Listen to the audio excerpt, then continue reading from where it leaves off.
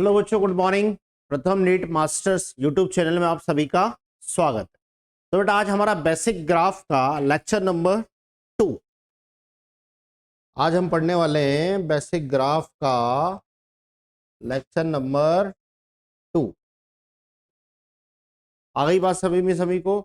आज basic graph का lecture number क्या रहेगा? 2 रहेगा। कल हम स्ट्रेट लाइन ग्राफ्स की बात कर चुके हैं, है ना। स्ट्रेट लाइन की इक्वेशन की हम बात कर चुके हैं। आज हम उसके क्वेश्चंस देखेंगे और सर्कल का ग्राफ कैसे बनता है, एलिप्स का ग्राफ कैसे बनता है, पैराबोला का ग्राफ कैसे बनता है, हाइपरबोला का ग्राफ कैसे बनता है, एक्सपोनेंशियल फंक्शन का ग्राफ कैसे बनता है, सारे ग्राफ्स की हम बात करेंगे। चल बढ़ते हैं आगे।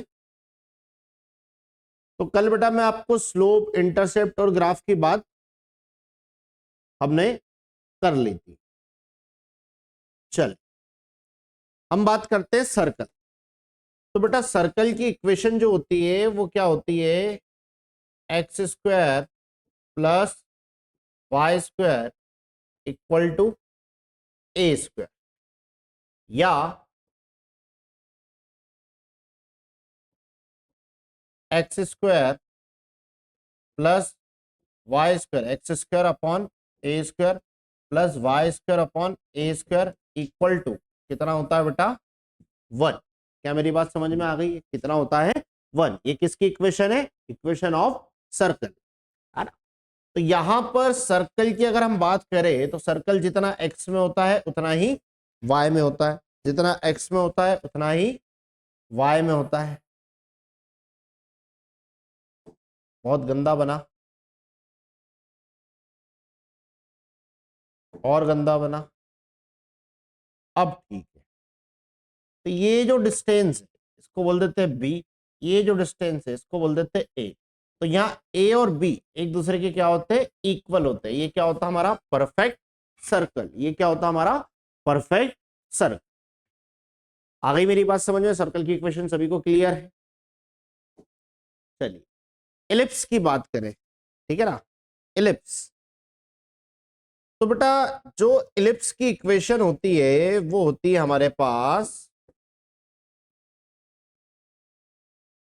X square upon a square plus y square upon b square. आ गई बात समझ में? Equal to 1। ये किसकी इक्वेशन है? एलिप्स की इक्वेशन है। मतलब यहां पर ए और बी बराबर नहीं होते हैं। ए और बी बराबर नहीं होते। ए बड़ा होता है किससे? बी से। ए बड़ा होता है किससे? बी से। तो अगर हम एलिप्स की बात करें तो बेटा एलिप्स हमारे पास क्या होता है? इस टाइप से होता है, अंडा। इसको कहते हैं एलिप्स। ये हमारी वाई एक्सिस, ये हमारी एक्स एक्सिस। आई बात समझ में? यहां से यहां तक का जो डिस्टेंस होता है ए, और ये जो डिस्टेंस होता है ये क्या होता है? बी होता है। आ गई बात समझ में? यहां से यहां तक का जो डिस्टेंस होता है ए, और ये क्या होता है हमारे पास? बी होता है, ठीक है ना। और ये जो पूरा डिस्टेंस है ये भी ए होगा, और ये क्या होगा? बी। तो ए को हम कहते हैं सेमी मेजर एक्सिस, और बी को हम कहते हैं सेमी, सॉरी, ए को हम कहते हैं सेमी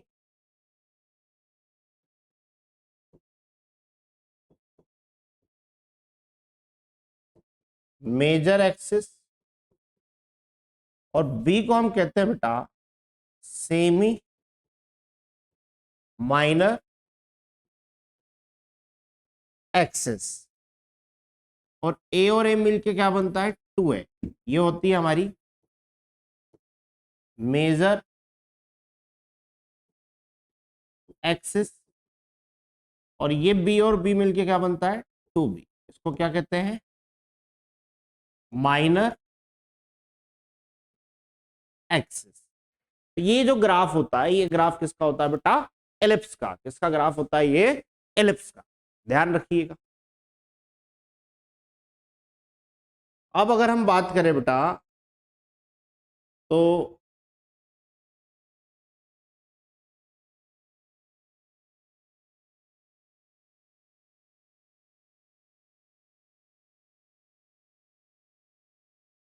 अब हम बात कर रहे हैं एक्सपोनेंशियल फंक्शन। एक्सपोनेंशियल फंक्शन जैसे y बराबर e की पावर प्लस एक्स। तो बेटा y वर्सेस जो x का ग्राफ बनेगा वो बनेगा इंक्रीजिंग ऑर्डर। कैसे बनता है ये? Increasing order. कैसे बनता है? Increasing order. For example x equal to 0, x की वैल्यू क्या हो? 0, तो y की वैल्यू क्या है? y बराबर e, x की पावर 0, और किसी की भी पावर 0 हो उसकी वैल्यू क्या होती है? 1। किसका ग्राफ बनता है? अगर e की पावर x है प्लस x है तो किसका बनेगा? Increasing order. किसका ग्राफ बनता है? Increasing order. और y इक्वल टू e की पावर माइनस एक्स हो, y इक्वल टू e की पावर माइनस एक्स हो तो किसका ग्राफ बनता है? Decreasing order. ठीक है ना? किसका ग्राफ बनता है? Decreasing order. यहां भी x इक्वल टू 0, तो बेटा y की वैल्यू e की पावर 0, और किसी की पावर 0 उसकी वैल्यू हमेशा क्या होती है? 1। यानी क्या आएगा? 0,1। तो ये हमारा एक्सपोनेंशियल फंक्शन है। ठीक है ना? तो एक्सपोनेंशियल फंक्शन का ग्राफ कैसे होता है? आ गई बात समझ में? Increasing order. और कैसे होता है? Decreasing order. ये डिक्रीजिंग ऑर्डर, और ये किसका होता है बेटा? Increasing order. आ गई बात समझ में? जैसे जैसे डिस्टेंस बढ़ाओगे y की वैल्यू बढ़ते जाएगी, y की वैल्यू कम करोगे डिस्टेंस वेरी करते जाएगा। क्लियर है? चल नेक्स्ट अगर हम ग्राफ की बात करें, हाइपरबोला या इनवर्स ग्राफ। हाइपरबोला या इनवर्स ग्राफ। हाइपरबोला या इनवर्स ग्राफ। तो बेटा ये हाइपरबोला की इक्वेशन होती है। हाइपरबोला की क्या इक्वेशन होती है? X y equal to c का square. X y equal to c का स्क्वायर। आ गई बात समझ में? तो यहां से देखिए तो y equal to C square by x. सी एक कांस्टेंट है। सी क्या हमारे पास? कांस्टेंट। तो y डायरेक्टली प्रोपोर्शनल आ गया 1/x के। y डायरेक्टली प्रोपोर्शनल आ गया 1/x के। तो अगर इसको ऊपर ले जाए तो x की पावर क्या आ गई? -1। ठीक है ना? तो ये कैसा फंक्शन हो गया? ये कैसा फंक्शन हो गया? इनवर्स फंक्शन हो गया। कैसा फंक्शन हो गया? Inverse function. कैसा फंक्शन हो गया बेटा? ये इनवर्स फंक्शन। ध्यान से समझिएगा, है ना? ये ग्राफ फिजिक्स में बहुत आपके, ये ग्राफ फिजिक्स में बहुत आपके काम आने वाला है। आ गई बात समझ में? जैसे अगर मैं पूछूं y वर्सेस x का ग्राफ बताएं, तो बेटा y वर्सेस x का ग्राफ, तो यहां x की पावर, जिसके वर्सेस पूछते y वर्सेस x, तो x की पावर क्या आ रही? -1। और जब भी -1 आएगी ग्राफ किसका बनेगा? Decreasing order. ग्राफ हमेशा किसका बनेगा? Decreasing order. ग्राफ हमेशा किसका बनेगा? Decreasing order. क्या मेरी बात समझ में आ गई है? कोई दिक्कत तो नहीं है? यहीं पे अगर मैं आपसे पूछ लेता, यहीं पे अगर मैं आपसे पूछ लेता कि मुझे y वर्सेस 1/x का ग्राफ बताए, तो मुझे बताओ बेटा 1/x की पावर कितनी है? +1। तो अगर मैं y वर्सेस आपसे 1/x का ग्राफ पूछ रहा हूं तो कैसे बनना चाहिए? Straight line. कैसे बनना चाहिए? Straight line. क्या मेरी बात समझ में आ गई? हाँ या ना? तो एमएस स्टार लगा ले,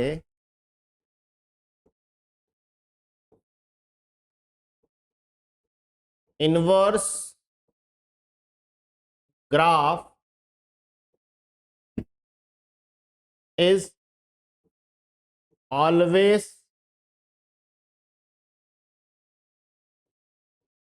decreasing, always decreasing odd.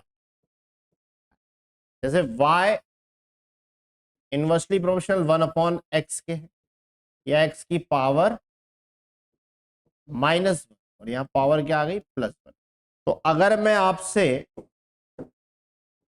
y versus x का ग्राफ पूछूं, तो बेटा जो वर्सेस होता है उसकी पावर देखते हैं, तो उसकी पावर क्या है -1। तो ग्राफ किसका बनेगा, डिक्रीजिंग ऑर्डर। ग्राफ किसका बनेगा, डिक्रीजिंग ऑर्डर।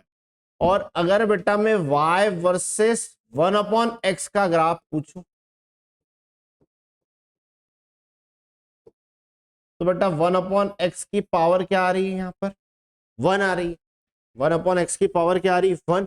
यानी ग्राफ किसका बनना चाहिए, स्ट्रेट लाइन। ग्राफ किसका बनना चाहिए, स्ट्रेट लाइन।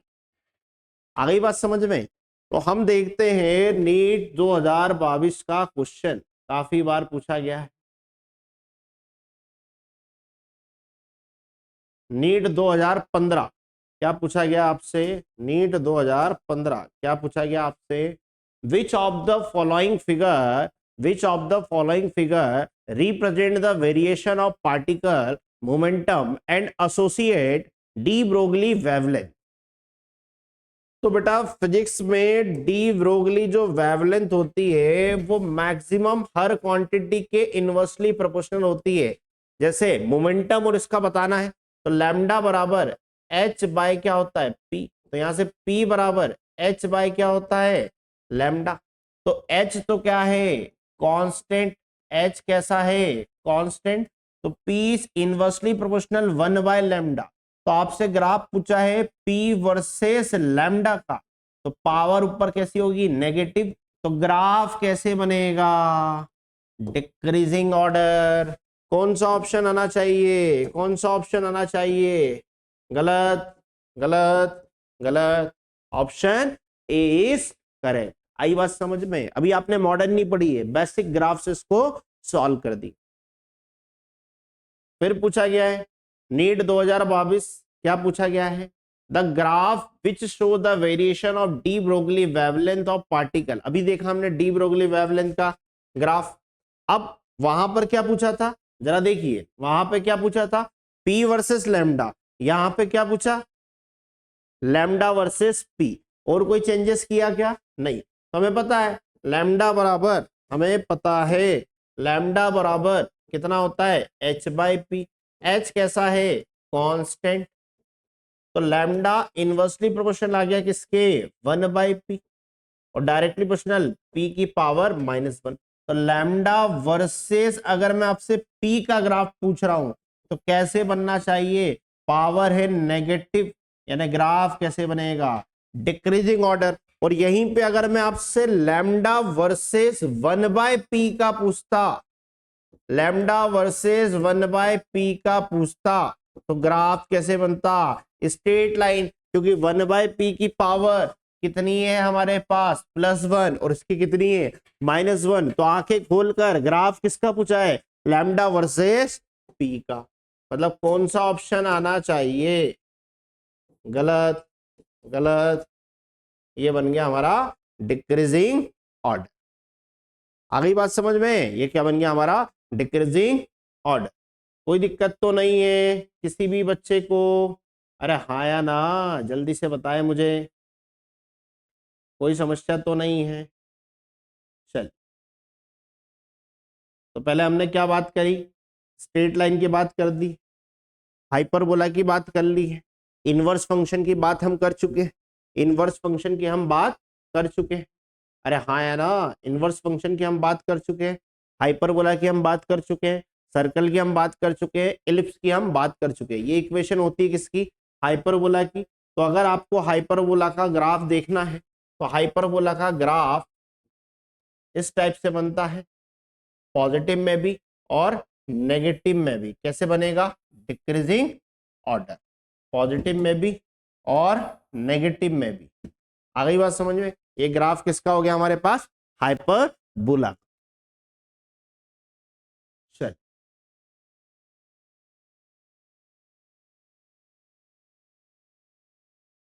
अब बेटा एक ग्राफ और आता है इसके बाद, पैराबोला। अब क्या आता है हमारे पास?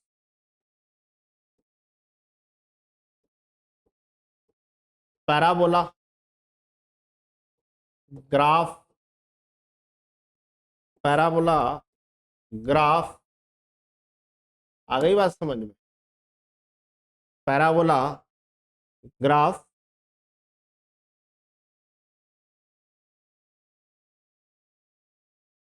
चल, तो पैराबोला का ग्राफ कैसे बनता है? तो पैराबोला की इक्वेशन ही होती है, पहली इक्वेशन, पहली इक्वेशन, अगर बेटा y डायरेक्टली प्रोपोर्शनल है किसके? एक्स स्क्वायर, यानी जब भी पावर 2 हो तो ग्राफ हमेशा किसका आता है? पैराबोला। पावर 2 हो तो ग्राफ किसका आता है? पैराबोला। तो y डायरेक्टली प्रोपोर्शनल अगर एक्स स्क्वायर है तो y वर्सेस x का ग्राफ कैसे बनेगा? y वर्सेस x का ग्राफ कैसे बनेगा? राइट में पैराबोला बनेगा, राइट। और अगर बेटा हमारे पास y डायरेक्टली प्रोपोर्शनल है माइनस एक्स स्क्वायर के, तो अब अगर आपसे पूछे y वर्सेस x का ग्राफ तो कहां बनेगा? नेगेटिव में बनेगा, लेफ्ट। कहां से स्टार्ट होगा? लेफ्ट से। और अगर बेटा इसी इक्वेशन को मैं ऐसे लिख दूं, y, इसी इक्वेशन को मैं ऐसे लिख दूं, x डायरेक्टली प्रोपोर्शनल है y स्क्वायर का, तो y versus, sorry, x versus y का ग्राफ कैसे बनेगा? x versus y, y versus x का ग्राफ कैसे बनेगा?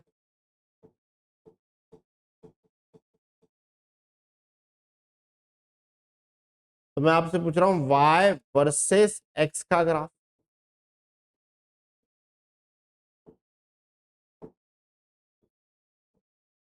ये x, ये y। तो अब जो ग्राफ बनेगा अपवर्ड बनेगा। क्या बनेगा? अपवर्ड। आई बात समझ में? और अगर मैं पूछ लू x डायरेक्टली प्रोपोर्शनल है माइनस वाई स्क्वायर के, तो अब y वर्सेस x का ग्राफ कैसे बनेगा?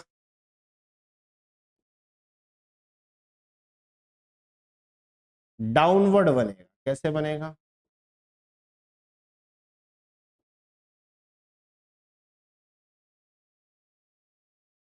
ठीक है ना? एक में क्या बनेगा? राइट, एक में क्या बनेगा? लेफ्ट, एक में क्या बनेगा? अपवर्ड, एक में क्या बनेगा हमारे पास? डाउनवर्ड बनेगा। क्या याद रखना है? अगर पावर कितनी हो 2 तो ग्राफ किसका बनता है? पैराबोला। पावर कितनी हो?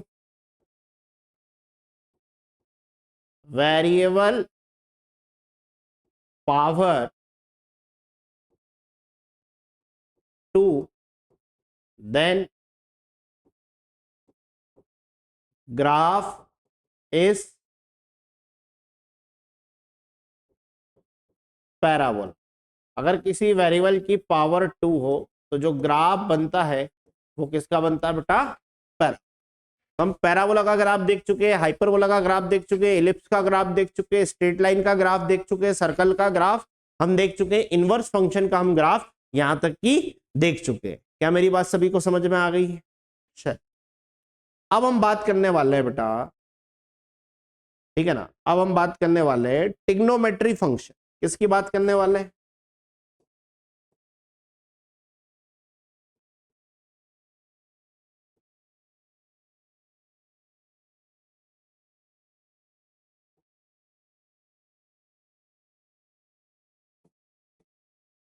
अब हम किसकी बात करने वाले हैं बेटा? ट्रिग्नोमेट्री फंक्शन की बात करने वाले, ठीक है ना।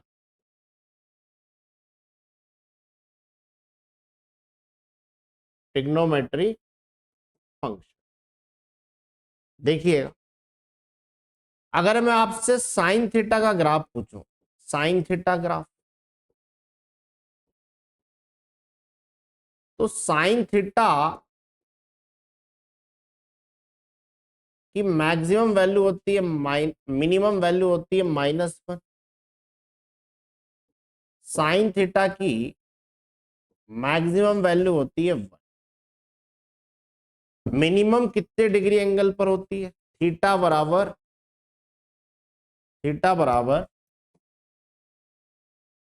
270। और मैक्सिमम कितने पर होती है? थीटा बराबर 90। और साइन 0 दो जगह होता है, थीटा बराबर 180 डिग्री, और साइन 0 की वैल्यू भी क्या होती है? 0। तो बेटा साइन थीटा का ग्राफ देख रहे हैं अब हम ट्रिग्नोमेट्री फंक्शन।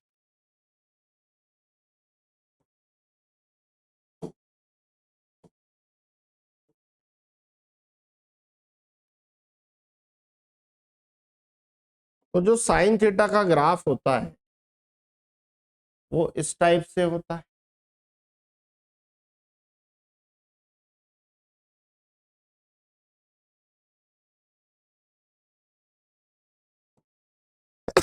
यहां पर मैक्सिमम 1,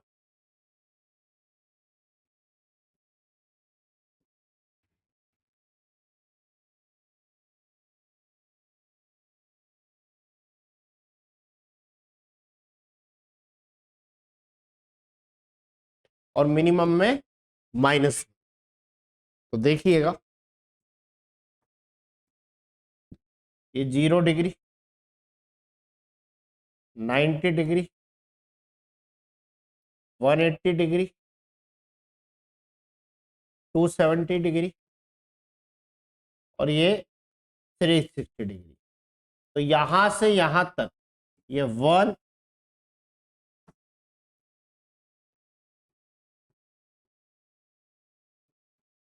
कंप्लीट साइकिल हो गई। यहां से यहां तक ये क्या हो गई हमारे पास? 1 कंप्लीट साइकिल। तो कभी आपसे साइन थीटा का ग्राफ पूछे तो बेटा कहां से स्टार्ट होता है? ओरिजिन से। 90 वैल्यू क्या हो गई? 1। 270 पे क्या होगी? -1। 180 पे क्या हो गई? 0। 360 पे क्या हो गई? 0। ऐसे कहानी चलती है। आ गई मेरी बात समझ में? ध्यान रहेगा। ऐसी आपसे अगर कॉस थीटा का ग्राफ पूछे, कॉस थीटा ग्राफ, तो बेटा कॉस थीटा की जो मैक्सिमम वैल्यू है वो होती है 1। और कितने डिग्री पर होती है? थीटा बराबर 0 डिग्री। कॉस थीटा की जो मिनिमम वैल्यू है वो होती है -1। और कितने डिग्री पर होती है? 180 डिग्री। और कॉस थीटा की वैल्यू 0, ठीक है ना। कॉस थीटा की वैल्यू 0 कितने डिग्री पर होती है? थीटा बराबर या तो 90 डिग्री, कॉस थीटा की वैल्यू 0, थीटा बराबर 270 डिग्री। आई मेरी बात समझ में? तो कॉस थीटा का अगर हम ग्राफ ड्रॉ करें, तो जो कॉस थीटा का ग्राफ होता है वो बेटा ओरिजिन से नहीं, मैक्सिमम से स्टार्ट होता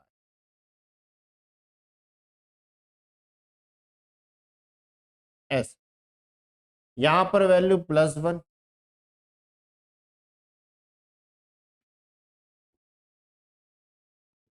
यहां पर वैल्यू -।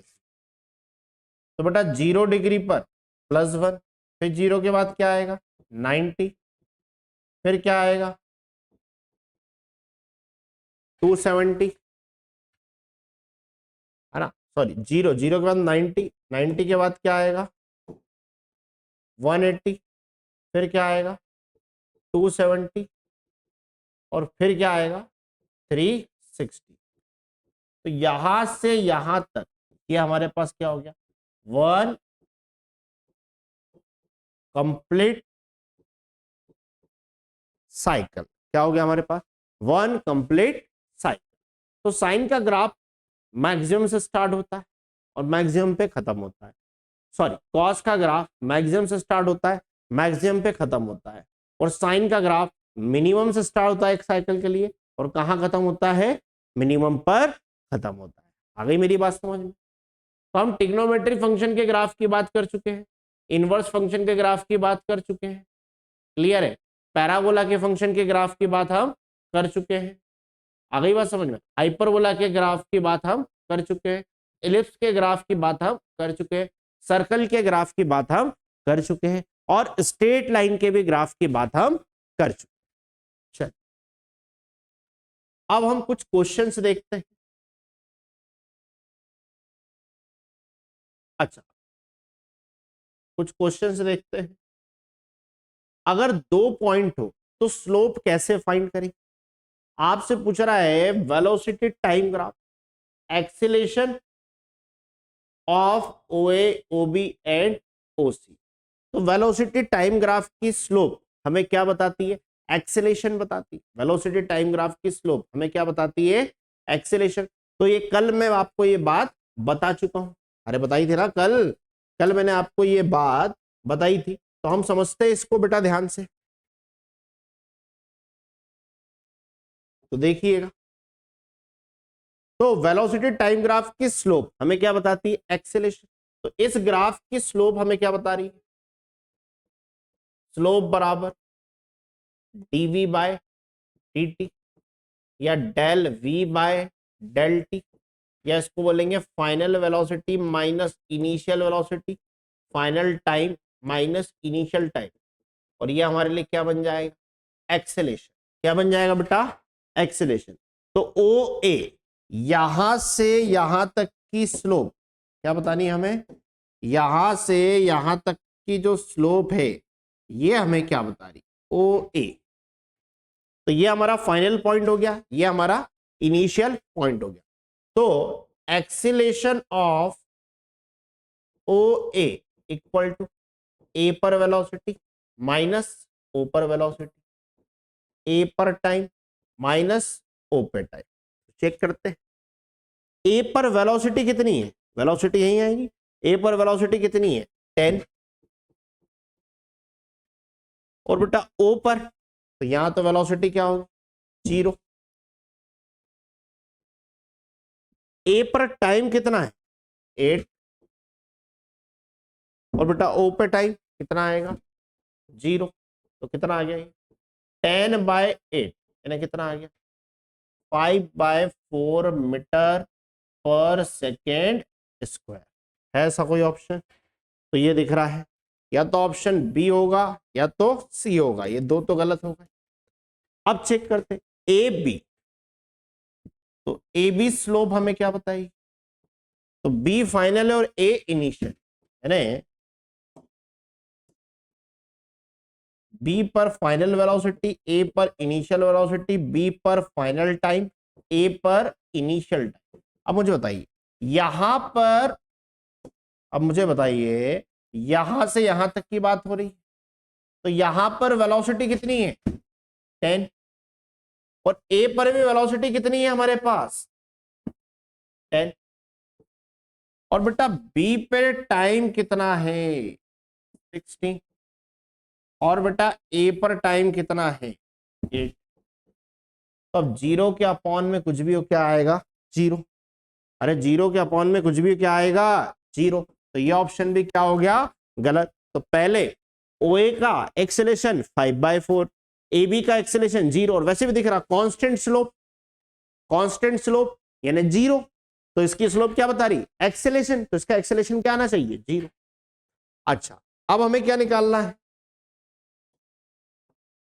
बी से सी, अब हमें क्या निकालना है, बी से सी बताए, तो बी से सी का एक्सेलेरेशन क्या होगा, तो बेटा सी पर वेलोसिटी माइनस बी पर वेलोसिटी, और सी पर टाइम माइनस बी पे टाइम।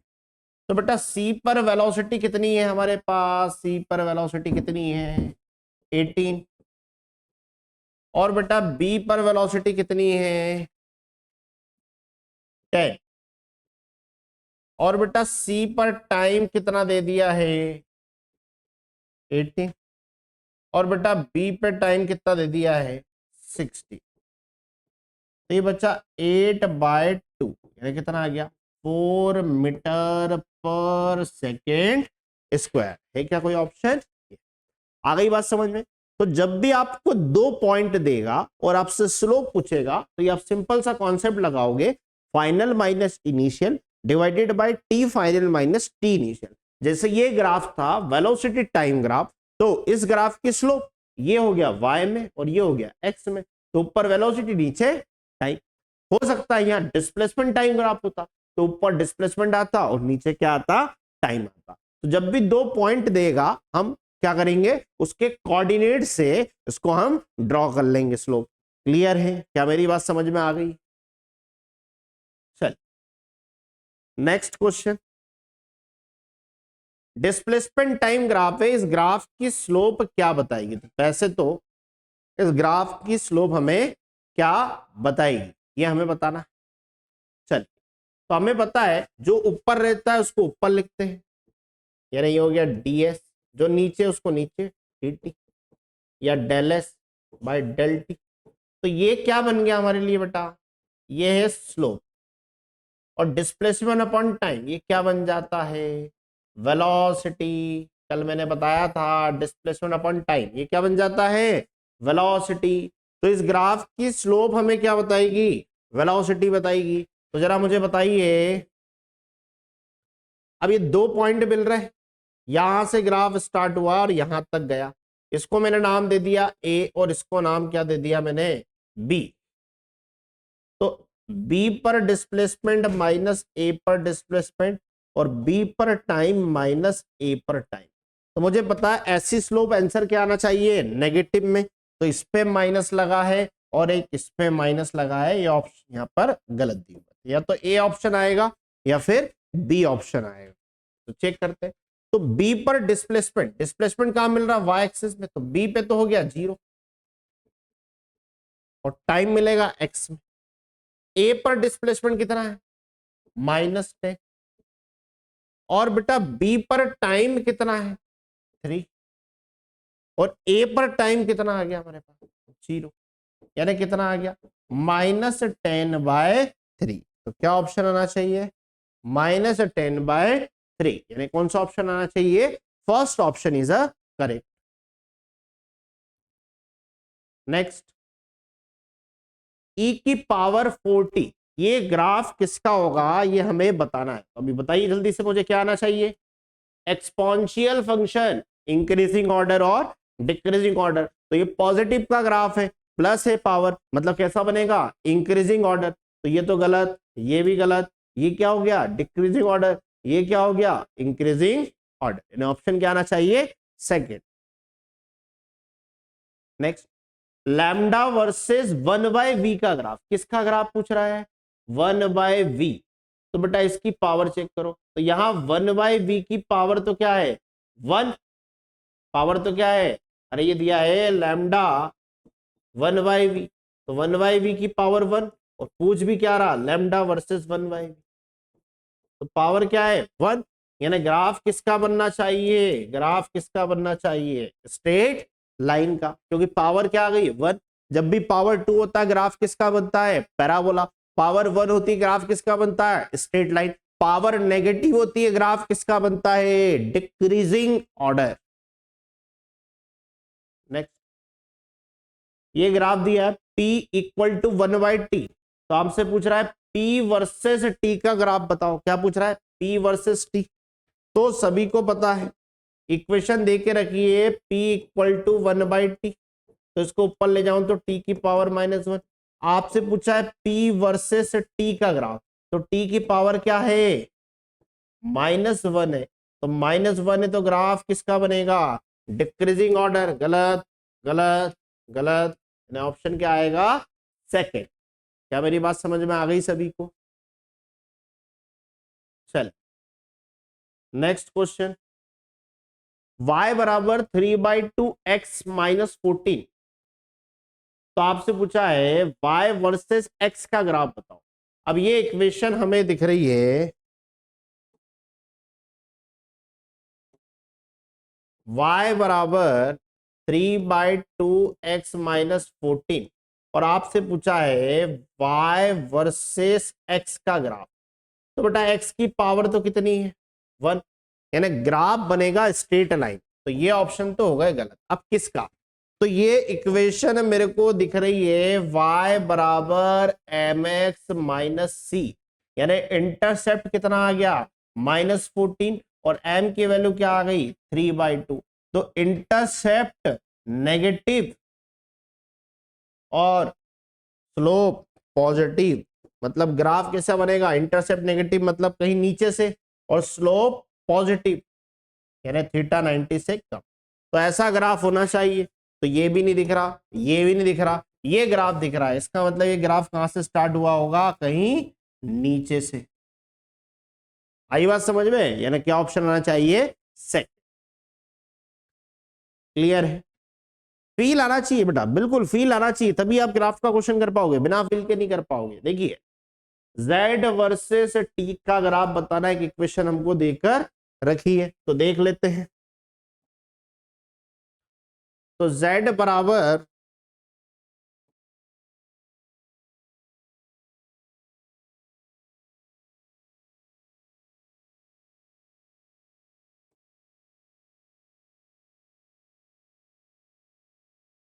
चलिए, तो बेटा z बराबर दिया है -14t-18। अब ये इक्वेशन किसके जैसे दिख रही, y बराबर -mx-c। आपसे पूछ रहा है y वर्सेस t का ग्राफ।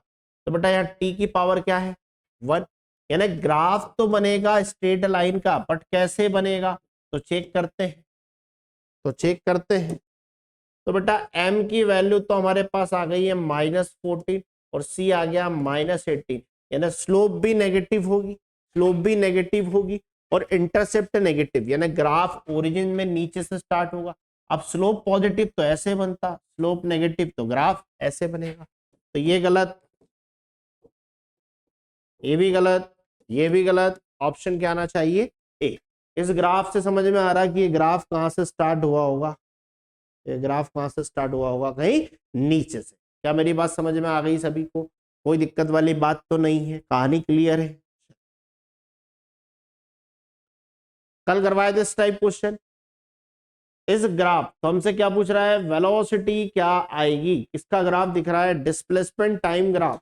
तो मैंने कल आपको बताया था इस ग्राफ की जो स्लोप है वो हमें क्या बताएगी, वेलोसिटी। तो बेटा स्लोप बराबर यहाँ पे क्या होगा, वेलोसिटी, और स्लोप बराबर क्या होगा, टेन थीटा, क्योंकि ग्राफ किसका है, डिस्प्लेसमेंट टाइम ग्राफ। तो इनका रेशियो पूछ रहा है, तो स्लोप को ए बोल देते हैं, इसको बी। तो ए की स्लोप का रेशियो डिवाइडेड बाय बी।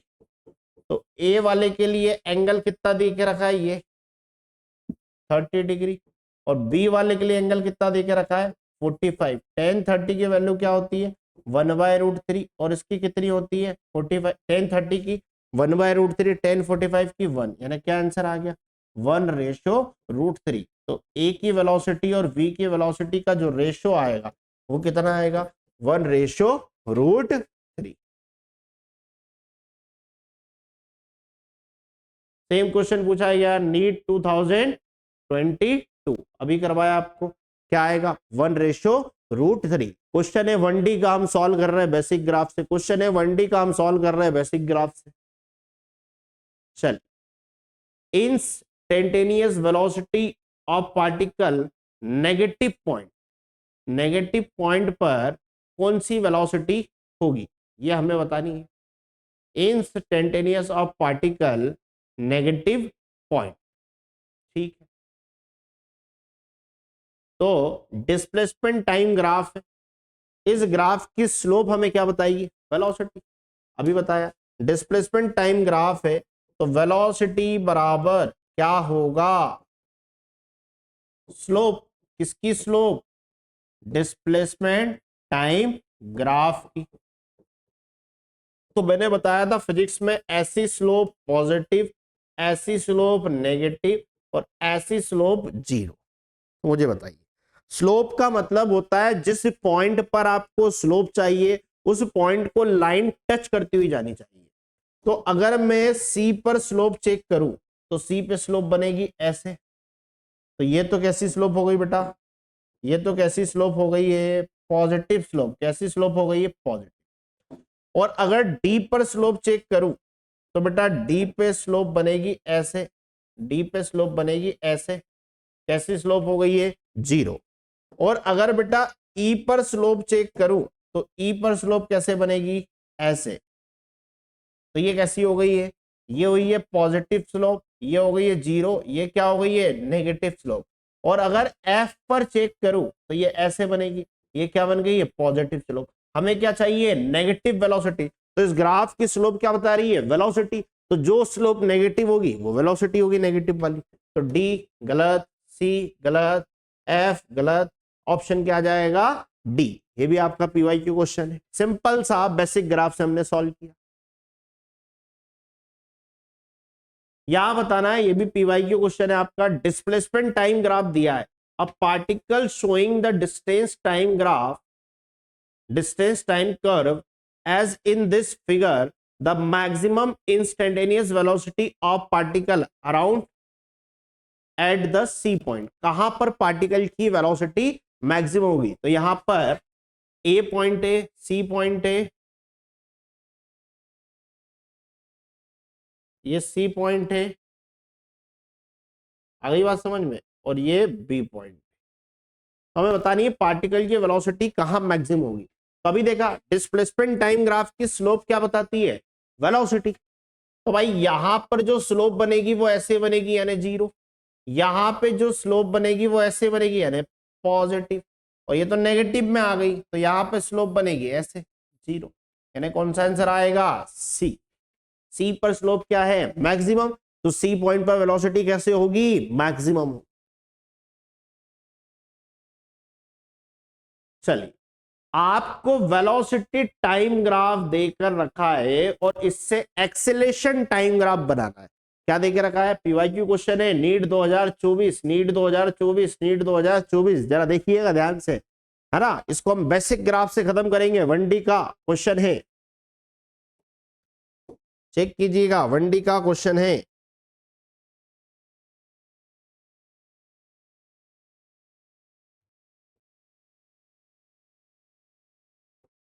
चलिए ध्यान से समझिएगा, 1D का क्वेश्चन है, नीट 2024। तो ये वेलोसिटी टाइम दिया है, इससे हमें एक्सेलेरेशन टाइम ग्राफ बनाना है। तो मुझे पहले तो ये बताइए, आपको पता है या नहीं पता है कि क्या क्या पूछना चाह रहा हूं बेटा मैं आपसे? आपको पता है या नहीं पता है? तो मुझे बताइए। जो वेलोसिटी टाइम ग्राफ है, वेलोसिटी टाइम ग्राफ की जो स्लोप होती है वो हमें एक्सेलेरेशन बताती है। तो स्लोप ऑफ वीटी ग्राफ क्या बताती है बेटा? हमें एक्सेलेरेशन बताती है। वेलोसिटी टाइम ग्राफ की स्लोप हमें एक्सेलेरेशन बताती है, कल मैंने बताया। तो मुझे बताइए, ये वाली जो स्लोप है ये स्लोप कैसे होगी? पॉजिटिव। और कैसे होगी? कांस्टेंट। पहले स्लोप क्या है? पॉजिटिव है, और हर जगह स्लोप कैसी है? कांस्टेंट। फिर चेक कीजिए, ये स्लोप क्या हो गई? जीरो। फिर स्लोप क्या हो गई है हमारे पास? First, second. फिर स्लोप क्या हो गई है? जीरो, मतलब एक्सेलेरेशन जीरो। यहां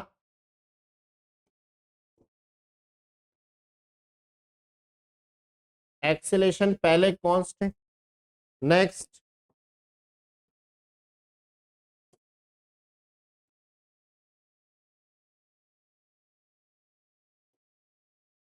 अब चेक करें तो ये स्लोप कैसे होगी, ऐसी स्लोप बताइए मैंने कैसे होती है, नेगेटिव। तो ये स्लोप बन रही है। थर्ड नंबर पे क्या हो रहा है, ऐसी स्लोप बन रही है। तो ये स्लोप कैसी है, कांस्टेंट है और नेगेटिव है, यानी नेगेटिव एक्सेलेरेशन बताया। तो अगर इसका 80 ग्राफ अगर मैं बनाऊं तो पहले यहां से यहां तक तो जीरो, फिर कांस्टेंट एक्सेलेरेशन, फिर क्या आ गया है कांस्टेंट एक्सेलेरेशन, फिर क्या आ गया है जीरो, फिर क्या आ गया है कांस्टेंट एक्सेलेरेशन बट किस में, नेगेटिव। तो भाई ये एक्सेलेरेशन पॉजिटिव में होगा, ये एक्सेलेरेशन नेगेटिव में। तो ऐसा ग्राफ बनना चाहिए। तो मेरे हिसाब से ये भी गलत, ये भी गलत, ये भी गलत। ऑप्शन क्या आएगा, ए। ऑप्शन क्या आएगा, ए। आया आनंद, फिर समझा देता हूं। स्लोप के कॉन्सेप्ट से हमने क्वेश्चन को खत्म किया। ऐसी स्लोप पॉजिटिव, ऐसी स्लोप नेगेटिव, ये एंगल स्लोप नेगेटिव, ऐसी स्लोप पॉजिटिव, और ऐसी स्लोप, ये स्लोप पॉजिटिव, ये स्लोप नेगेटिव, और ऐसे स्लोप जीरो। तो वीटी ग्राफ की स्लोप हमें क्या बता रही, एक्सेलेरेशन। तो क्या बन जाएगा, आ गई मेरी बात समझ में। चलिए ये अभी मैं करवा ही चुका हूं आपको, डिक्रीजिंग ऑर्डर। ये कल मैंने आपको बताया था, है ना, पीवाईक्यू क्वेश्चन है।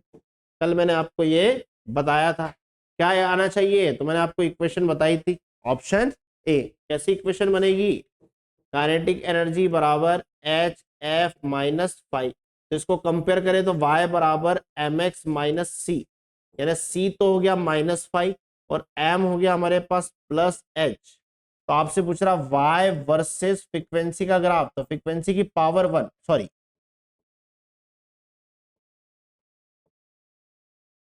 काइनेटिक एनर्जी वर्सेस फ्रीक्वेंसी का ग्राफ। तो फ्रीक्वेंसी की पावर क्या है, 1। तो काइनेटिक एनर्जी वर्सेस फ्रीक्वेंसी का ग्राफ, तो इंटरसेप्ट नेगेटिव स्लोप पॉजिटिव, ऐसा ग्राफ बनना चाहिए। ऑप्शन क्या आना चाहिए बेटा हमारे पास, ए। फिर देखिए नीट 2024, ये सारे के सारे हम बेसिक ग्राफ से सॉल्व कर रहे हैं, फिजिक्स तो पढ़ाई नहीं है अभी मैंने, वहां तो इनकी मास्टरी करवा देंगे। केवल आपको एक बेसिक ग्राफ का फंडा पता है तो आप सारे पीवाईक्यू ग्राफ के क्वेश्चन ऐसे ही सॉल्व कर सकते हो। आ गई बात समझ में, बस एमएस स्टार पॉइंट को ध्यान रखिएगा, जो बातें मैंने आपको समझाई है। चलिए इस क्वेश्चन को ट्राई करें, नहीं तो फिर मैं आपको करवाता हूं।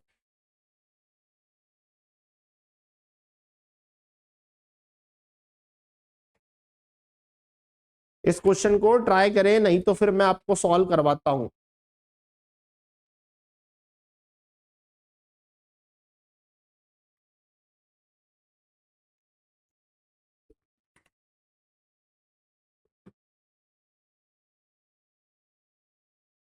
क्या पूछना चाह रहा है बेटा, तो आपसे वो पूछना चाह रहा है the graph which of show variation, आपसे वो क्या पूछना चाह रहा है, the graph which show the variation 1/λ² kinetic energy E is de Broglie wavelength of free particle. तो ये हमने मॉडर्न फिजिक्स में आपको पढ़ाया है बहुत अच्छे से, है ना। तो वहां पर मैं आपको इक्वेशन बताता हूं। तो जो 1/λ² है, जो 1/λ² है वो इनवर्सली प्रोपोर्शनल होगा 1/λ² जो है, आपको बताना है 1/λ² और काइनेटिक एनर्जी का ग्राफ। तो मुझे बताइए, चलो फॉर्मूला ड्राइव करके ही बता देते। लैम्डा बराबर क्या होता है, h/p, p यानी मोमेंटम, तो इसको लिख सकते हैं h divided by √2m into kinetic energy. तो ये इक्वेशन आ गई हमारे पास। अब हमें एनर्जी और इक्वेशन के फॉर्म में लाना है, एनर्जी और, तो बहुत साइड स्क्वायरिंग करो, h² λ² h², ये बच्चा 2m इंटू काइनेटिक एनर्जी, और यहां पर उसने काइनेटिक एनर्जी को ई बोला है, तो लैम्डा स्क्वायर बराबर एच स्क्वायर 2m इंटू ई। तो भाई एच कांस्टेंट है, एम कांस्टेंट, तो यहां से देखें तो लैम्डा स्क्वायर इनवर्सली प्रोपोर्शनल आ गया किसके, 1/, तो अगर ई को ऊपर ले जाए तो पावर कैसी आ गई, -1। अच्छा सॉरी, तो उसने आपसे ग्राफ पूछा है किसका, ये हमारी इक्वेशन बन गई, ये हमारा फॉर्मूला बन गया। अब आप देखिए कि उसने ग्राफ किसका पूछा है, तो आपसे ग्राफ पूछा है 1/λ स्क्वायर, तो उसको उल्टा कर दे,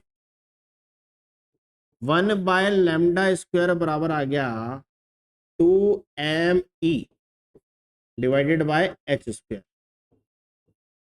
तो यहां से 1/λ स्क्वायर डायरेक्टली प्रोपोर्शनल आ गया ई के, यानी ग्राफ किसका बनना चाहिए, स्ट्रेट लाइन। ग्राफ किसका बनना चाहिए, स्ट्रेट लाइन का। सबको दिख रहा है पावर क्या है, 1। आई मेरी बात समझ में बेटा, पावर क्या है, 1, ध्यान रखिए। तो हम सारे के सारे ग्राफ देख चुके हैं, स्ट्रेट लाइन के ग्राफ देख चुके हैं, बहुत सारे बेसिक ग्राफ की हम बात कर चुके हैं। तो प्रॉपर लेक्चर को ध्यान से देखिए। एक कॉन्सेप्ट और समझा देता हूं, कांस्टेंट स्लोप और वेरिएबल स्लोप का, कांस्टेंट स्लोप और वेरिएबल स्लोप। तो देखिए, मान लेते हैं, पहले मैं बात कर रहा हूं बेटा कांस्टेंट स्लोप की, तो मैं आपको डिस्प्लेसमेंट टाइम ग्राफ से बता रहा हूं। किससे बता रहा हूं, डिस्प्लेसमेंट टाइम। तो ऐसी स्लोप,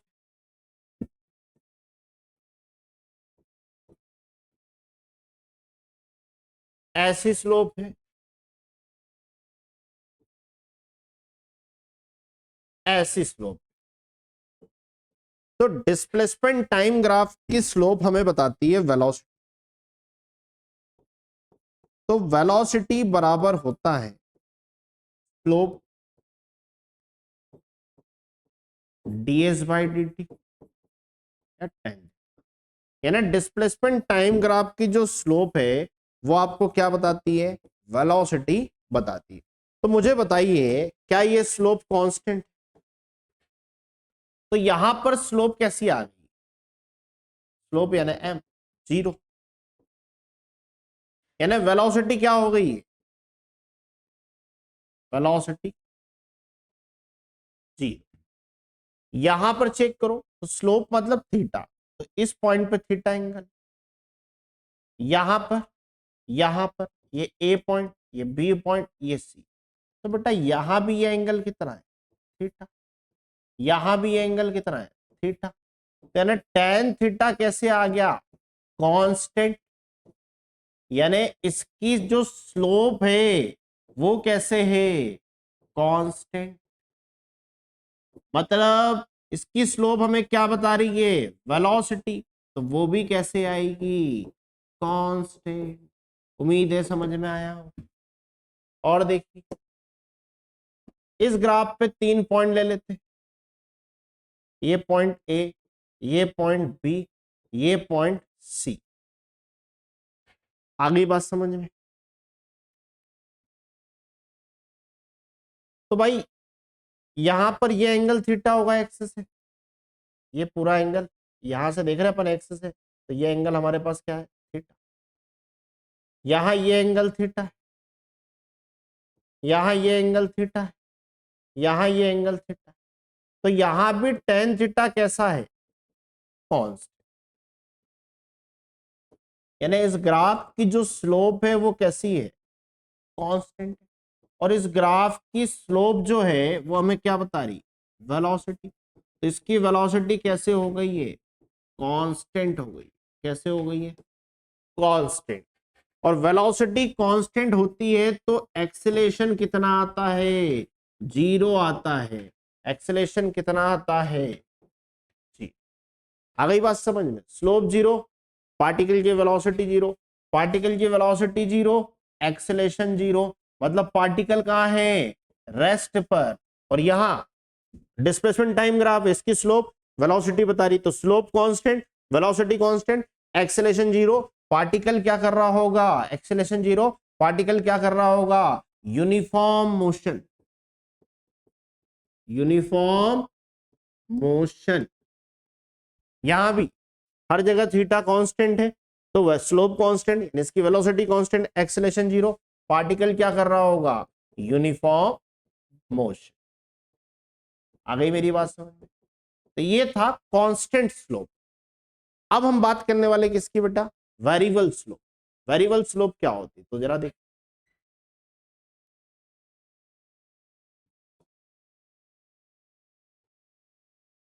वेरिएबल स्लोप, तो बेटा ये डिस्प्लेसमेंट टाइम ग्राफ, और मैं 3 पॉइंट ले रहा हूं, एक पॉइंट ये ए, एक पॉइंट ये बी, और एक पॉइंट ये सी। तो अगर मैं यहां पर स्लोप बनाऊं तो इस लाइन को टच करती हुई जानी चाहिए ऐसी स्लोप, तो यहां यानी ये थीटा ए, यहां पर स्लोप बनाओ तो इस पॉइंट को टच करती हुई लाइन जानी चाहिए,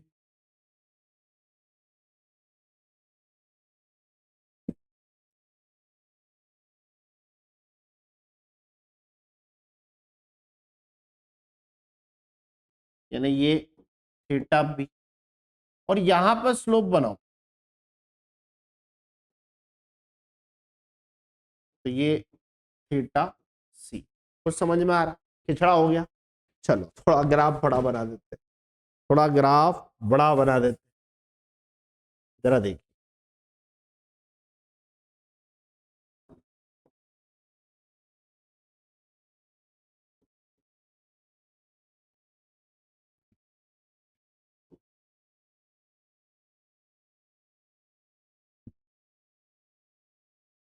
ये पॉइंट है ए, ये पॉइंट है बी, और ये पॉइंट है सी।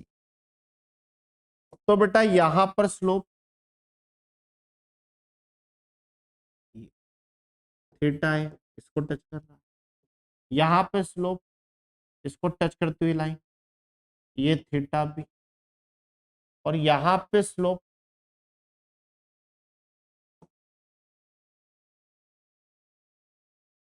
ये थीटा सी।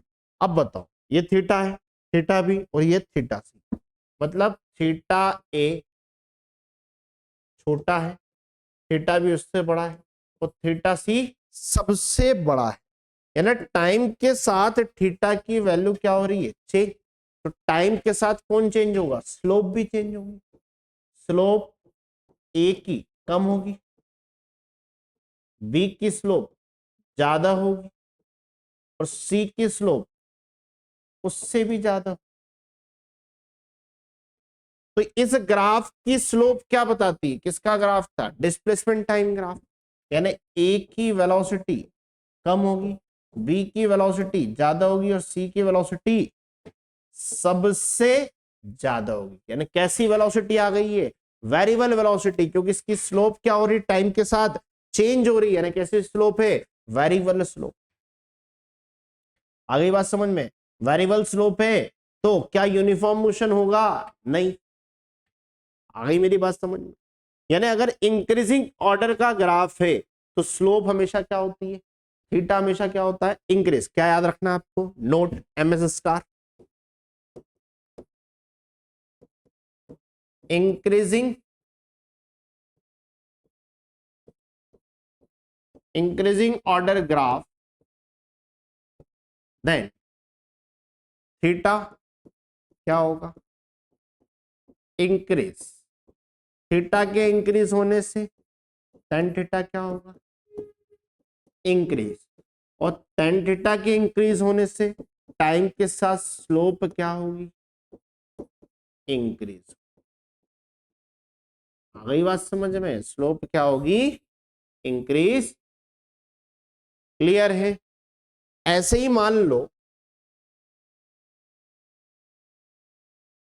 डिक्रीजिंग ऑर्डर का ग्राफ,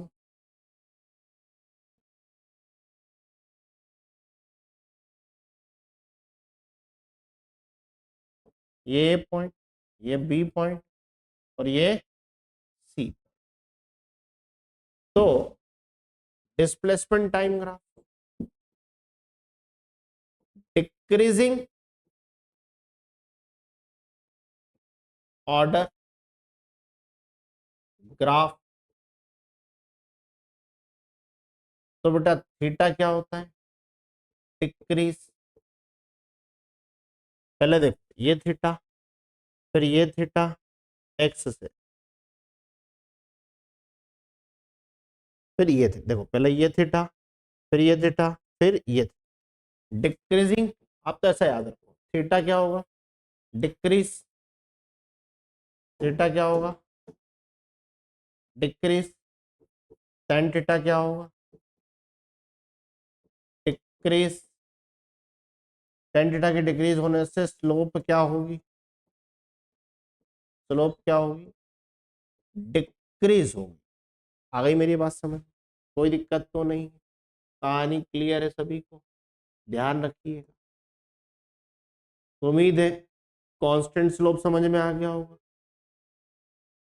वेरिएबल स्लोप समझ में आ गया होगा, वेरिएबल स्लोप के दोनों केस समझ में आ गए होंगे, बाकी सारे के सारे ग्राफ आपको समझ में आ गए। तो यहां तक बने रहने के लिए सभी को thank you so much. Lecture को प्रॉपर ध्यान से देखिएगा, 100% आपसे क्वेश्चन बन जाएगा। बेसिक ग्राफ का कॉन्सेप्ट अगर आपका क्लियर है तो बेटा केमिस्ट्री में एक क्वेश्चन आता है, फिजिक्स में एक क्वेश्चन आता है, और दोनों जगह एक एक क्वेश्चन ग्राफ के आते ही आते 8 नंबर्स के, और बेसिक ग्राफ के कॉन्सेप्ट से भी आप उन ग्राफ के क्वेश्चन को सॉल्व कर सकते हो। तो बेसिक ग्राफ समझने के बाद आपका ग्राफ के क्वेश्चन के गलत जाने की प्रोबेबिलिटी 0% हो जाएगी। आ गई बात समझ में? मतलब 100% आपका ग्राफ सही जा। क्लियर है? तो लेक्चर को प्रॉपर देखिएगा, अच्छा लगे तो लाइक कीजिए, सब्सक्राइब कीजिए और शेयर कीजिए। Thank you so much.